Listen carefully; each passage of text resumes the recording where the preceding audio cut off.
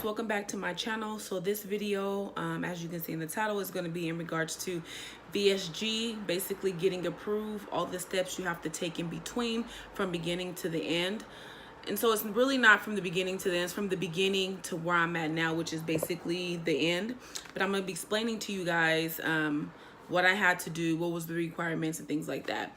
So basically, I started off by doing my own research in regards to which process or which surgery I felt was best for me. After doing my research, Googling, watching so many YouTube videos, and actually talking to the women that I know who've had weight loss surgery. Two have had the sleeve and one has had the bypass. So after getting that information, I chose that for me. I feel like the sleeve is the best option for me. So once I did that, then you have to find your doctor. Like, this is very important. I do know that some doctors are all about money and they will approve anybody and they will perform the surgery on anybody. So I knew that finding a doctor was very important. So I work at a hospital. So basically it was natural for me to find a doctor that work for the same hospital. So I found my doctor, which is Dr. Stephen Patchen, and his first requirement is you go attend his seminar.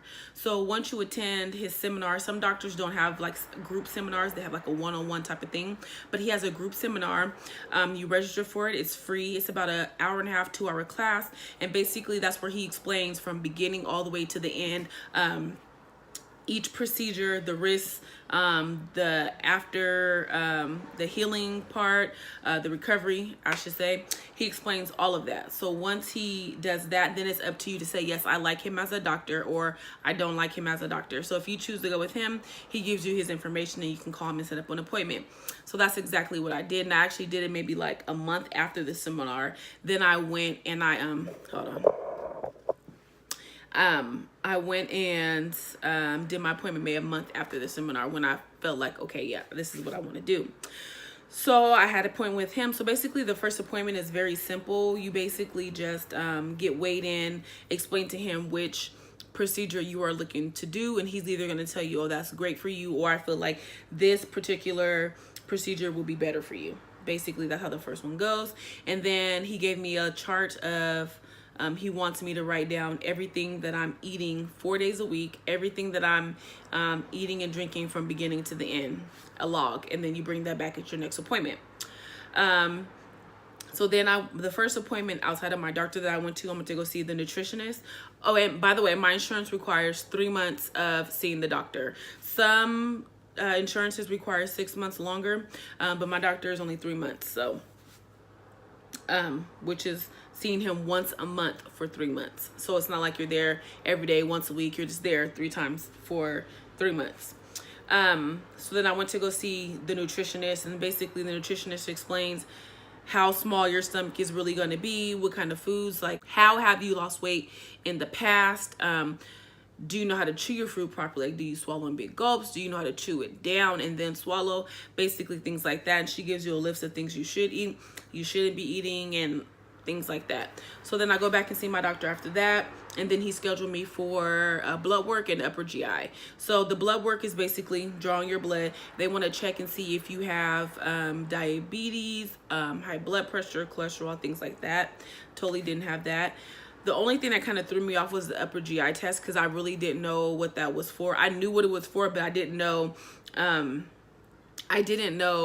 what they actually did when you got there. So when I got there, I kind of was thrown off, you know, and they want you like all the way naked, like not shoes, nothing, like all the way naked with the robe on.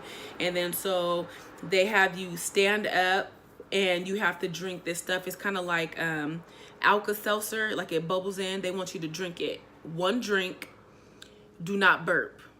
Like, don't burp, don't let it come back out. So basically you'll drink it and you'll feel the burp right here, but you have to swallow it back down, and that's how they're checking for your acid reflux and things like that.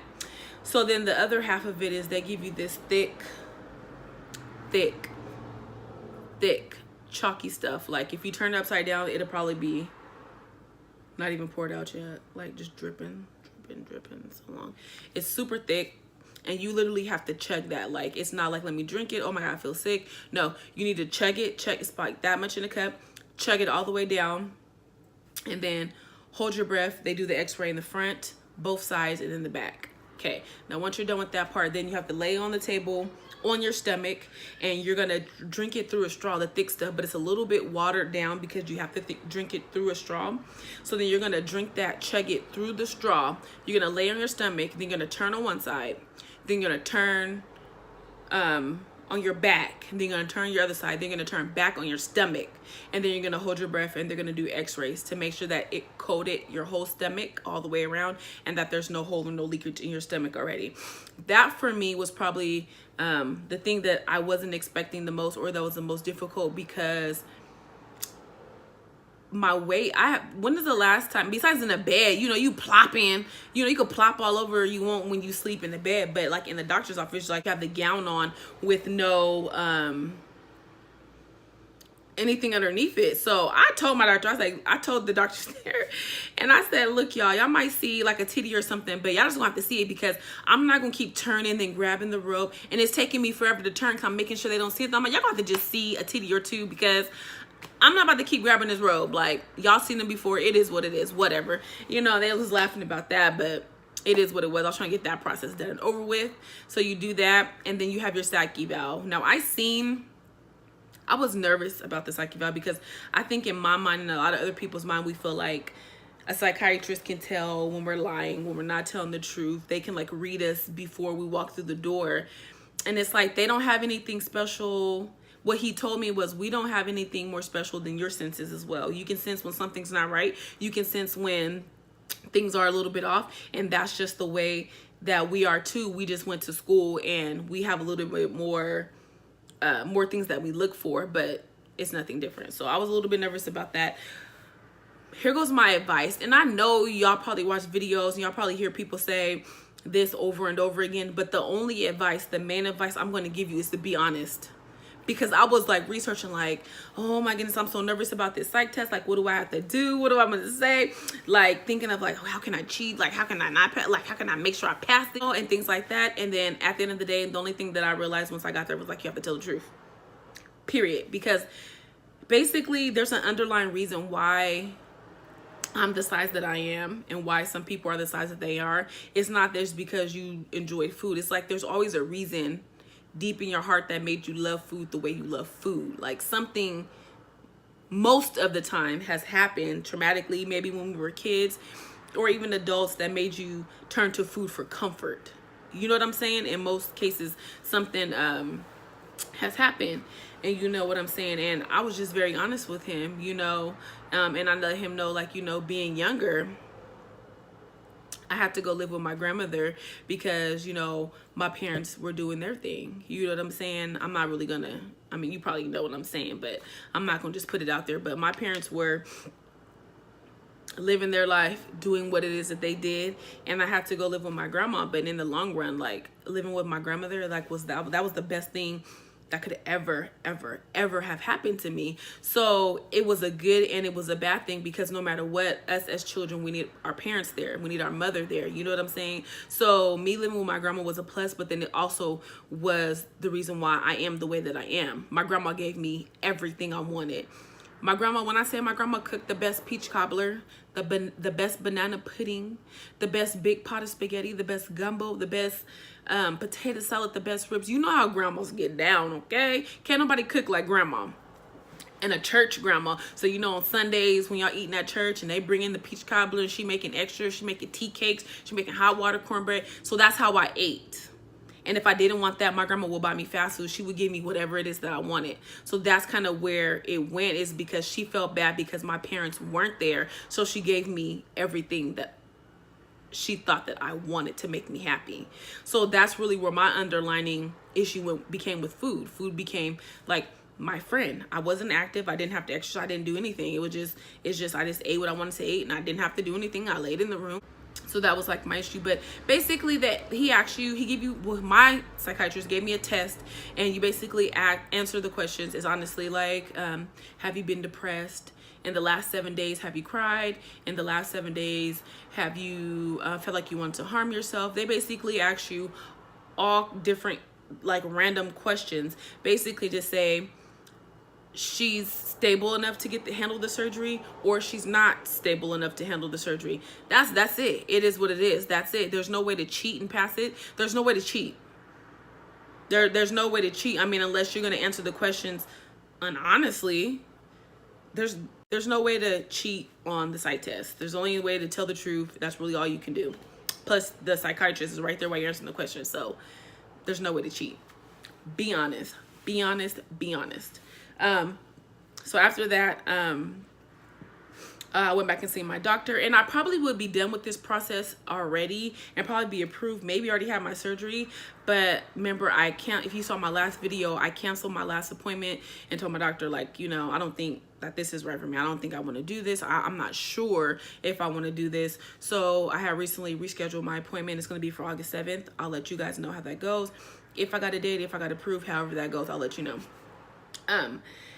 So that's basically the process on what you have to do to get approved for VSG.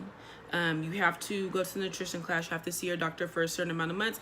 You have to do the upper GI. You have to do, now if you do have, you have to do the, let me stay on track. You have to do the upper GI, you have to do the blood work, and you have to pass the psych eval. So, now, I will say that I did hear that if you had acid reflux, then your doctor would recommend for you doing the bypass over the sleeve.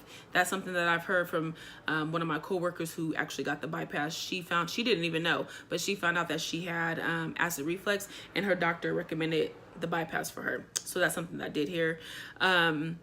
So for some people, the journey is 3 months. For some people, the journey is 6 months. It all depends on your insurance. I know that I'm in California, so Medicare and Medi-Cal do pay for surgery, weight loss surgery. They do pay for that. And I think their process is 6 months. So if you have that insurance, don't be discouraged that, oh, I can't get it because I don't have insurance through my job. But the state, the government, whatever it is, the county, they do pay for weight loss surgery. So basically that's the process from beginning to the end. Those are all the steps that you would have to take in order to get to an approval and your surgery date and like that. But the main thing is do not gain weight.